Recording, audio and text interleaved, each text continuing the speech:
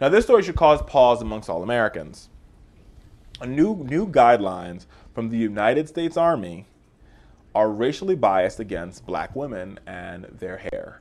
Yes, America, indeed, it is true. The Army is now banning the use of, you cannot no longer have twists, you cannot have an unplain headband, and you cannot have multiple braids. More than 2 braids must be smaller than 1/4 of an inch in diameter. If not, those hairdos are banned from the U.S. Army.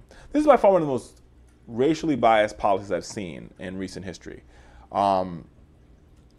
It's basically part of their new grooming rules, which went into effect on Monday, and it basically bans popular African American hairstyles. It's just sickening that this is even happening. There was a power presentation of the new rules were leaked last month ahead of the publication.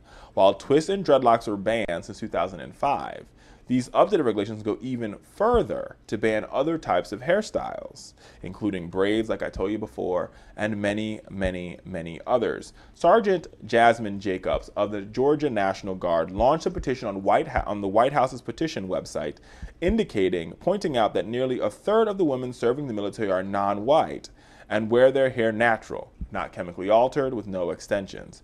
She says in her statement, "I've been in the military for 6 years. I have my natural hair for 4 years, and it's never been out of regulation. It never interfered with my headgear," Jacobs said, who wears her hair in 2 twists.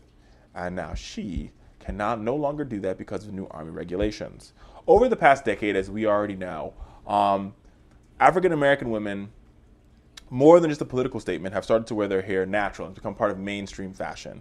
Chemical relaxer sales have dropped 26% since 2008 to 2013, and according to the consumer trends firm, 70% of African American women say they wear their hair or have worn their hair natural, which means no extensions or no chemical relaxer.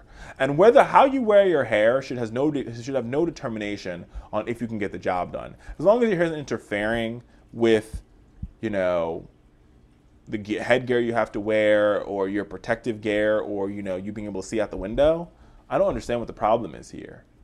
But maybe I'm seeing something wrong. We'll see what the White House petition says, but I gotta tell you, this is an egregious policy, a horrible policy for women, and for African American women. To discriminate against African American women in such a way is just downright wrong. It's downright wrong, America. Downright wrong. And you heard it here first on the Fowler Show.